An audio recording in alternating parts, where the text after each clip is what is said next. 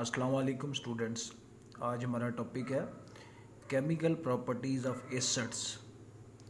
Acid की chemical properties को हम डिस्कस करेंगे, जिसमें सबसे पहले नंबर पर reaction of acids with metals.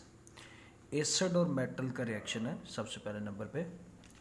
बेटा, जब एसिड और मेटल रिएक्ट करते हैं तो रिएक्शन के रिजल्ट में हमारे पास हमेशा टू सब्सटेंसेस बनते हैं। हमेशा एक तो बेटा हमारे पास साल्ट बनता है, याद रखेंगे, और दूसरा इसके साथ हाइड्रोजन गैस इवॉल्व होगी।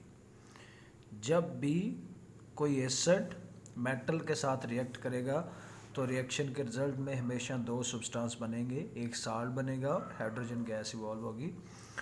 फॉर एग्जांपल हमारे पास सोडियम मेटल है, इसका रिएक्शन जब हाइड्रोक्लोरिक एसिड के साथ करवाते हैं, HCl के साथ करवाते हैं, तो ये सोडियम Cl के साथ मिलके NaCl टेबल साल्ट बना देता है, 2NaCl, और इसके बाद यहाँ हाइड्रोजन बच जाती है सिर्फ हमारे पास, और ये हाइड्रोजन गैस क्या आ जाती है, इवॉल्व हो जाती है। इस तरह किसी भी मेटल का किसी भी एसिड के साथ रिएक्ट करवाएंगे तो रिएक्शन के रिजल्ट में साल्ट बनेगा और हाइड्रोजन गैस क्या होगी, इवॉल्व होगी। बेटा यहाँ देखेंगे, यहाँ जिंक मेटल का सल्फ्यूरिक एसिड के साथ रिएक्ट हो रहा है। जिंक जो है ये SO4 आयन के साथ मिलके, ये SO4 आयन के साथ मिलके जिंक सल्फेट बना देता है, और इसके बाद ये हाइड्रोजन रह जाती है जो इवॉल्व हो जाती है। इसी तरह एल्युमिनियम का जब हाइड्रोक्लोरिक एसिड के साथ रिएक्ट होता है तो एल्युमिनियम क्लोराइड बनता है और हाइड्रोजन गैस क्या हो जाती है, इवॉल्व हो जाती है। तो पहला रिएक्शन है रिएक्शन विद मेटल। जब भी एसिड का मेटल के साथ रिएक्ट होगा तो साल्ट और हाइड्रोजन गैस इवॉल्व होगी। इसके साथ reaction with carbonates and bicarbonates. बेटा, कार्बोनेट्स और बाइकार्बोनेट के साथ जब एसिड का रिएक्शन होता है तो उस वक्त तीन सब्सटेंस बनते हैं, 3 सब्सटेंस। ये हमारे पास है कैल्शियम कार्बोनेट। इसका रिएक्शन जब हम हाइड्रोक्लोरिक एसिड के साथ करवाते हैं, HCl के साथ, तो बेटा ये Cl जो है ये Ca के साथ मिल जाता है। ये Cl के साथ मिलकर क्या बना देता है, कैल्शियम क्लोराइड।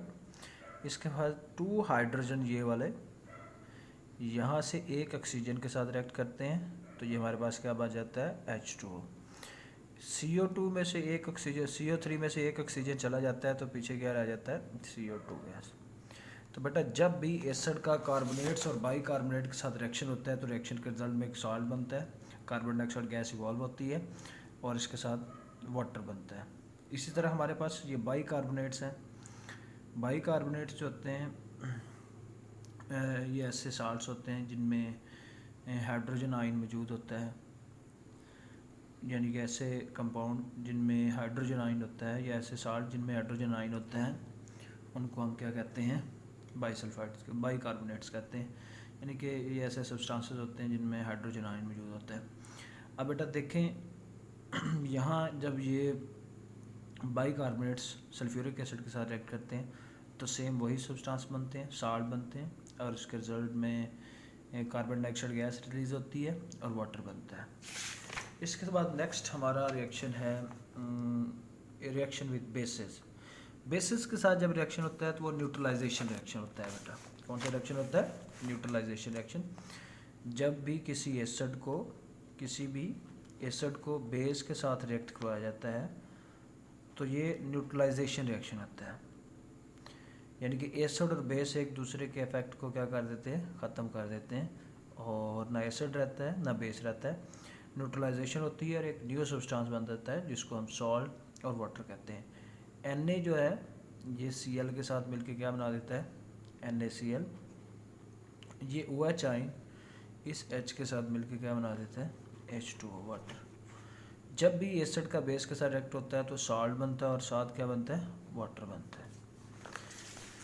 ये देख सकते हैं, किसी भी एसिड का किसी भी बेस के साथ रिएक्शन होगा तो न्यूट्रलाइजेशन होगी। एसिड और बेस एक दूसरे के इफेक्ट को ख़त्म कर देंगे, असर को ख़त्म कर देंगे, सॉल्ट और वाटर बनेगा। ये हमारे पास बेस है, ये एसिड है, सॉल्ट और वाटर बन रहा है। इसके बाद रिएक्शन विद सल्फाइड्स एंड बाईसल्फाइड। ये हमारे पास सल्फाइड है कैल्शियम सल्फाइड है, इसका एसिड के साथ रिएक्ट होता है तो 3 सब्सटेंस बनेंगे, यहाँ भी साल्ट बनेगा और साथ SO2 गैस रिलीज़ होगी। वहाँ क्या होता था, कार्बोनेट्स बाइकार्बोनेट्स की केस में कार्बन डाइऑक्साइड गैस रिलीज़ होती थी, लेकिन जब सल्फाइड और बाईसल्फाइड के साथ रिएक्शन होगा तो रिएक्शन के रिजल्ट में सल्फर डाइऑक्साइड गैस रिलीज़ होगी और उसके साथ साल्ट बनेगा और पानी बनेगा। ठीक है जी बेटा। इसके साथ हमारे पास रिएक्शन विद सल्फाइड्स है, जब एसिड का सल्फाइड्स के साथ रिएक्शन होता है, जैसे हमारे पास आयरन सल्फाइड है, उसका सल्फ्यूरिक एसिड के साथ रिएक्ट कराएंगे तो ये आयरन जो है ये SO4 के साथ मिलके FeSO4 बना देगा, आयरन सल्फेट बन जाएगी और इसके साथ ये हाइड्रोजन गैस जो है, ये हाइड्रोजन जो है ये सल्फ़र के साथ रिएक्ट करके हाइड्रोजन सल्फाइड बना देगी। ठीक है जी। ये जब भी किसी भी एसिड का सल्फाइड्स के साथ रिएक्ट कराएंगे तो सॉल्ट बनेगा और हाइड्रोजन सल्फाइड गैस रिलीज़ होगी। इसके साथ बेटा यहाँ हमारे पास कुछ मिनरल एसिड्स हैं जो हमें मिनरल से हासिल होते हैं, लाइक हाइड्रोक्लोरिक एसिड है, सल्फ्यूरिक एसिड है और नाइट्रिक एसिड है। इनको मिनरल एसिड्स कहते हैं क्योंकि ये हमें मादनियात से मिनरल से हासिल होते हैं। आज बेटा ये आप लोग केमिकल प्रॉपर्टीज़ याद करेंगे, इसमें रिएक्शंस जो हैं वो रिटन में आप लोग लिखेंगे भी, याद भी करेंगे। इसके साथ ये जितनी भी हेडिंग है ये लॉन्ग क्वेश्चन है, कंप्लीट लॉन्ग क्वेश्चन आपसे पूछा जाता है, right the chemical properties of acids. Acid की केमिकल प्रॉपर्टीज़ लिखें तो फिर ये सारी की सारी लिखेंगे, विद रिएक्शंस लिखेंगे, रिएक्शन लिख के प्रैक्टिस करेंगे यहाँ तक। और ये लॉन्ग क्वेश्चन है। इसके साथ बेटा ये आगे एक टॉपिक आएगा जिसमें साल्ट्स की प्रिपरेशन है, उसमें भी इस टॉपिक से आपको हेल्प मिलेगी। वो टॉपिक करने के लिए आपको अगेन रिएक्शन याद नहीं करने पड़ेंगे क्योंकि उसमें मोस्टली यही रिएक्शन है।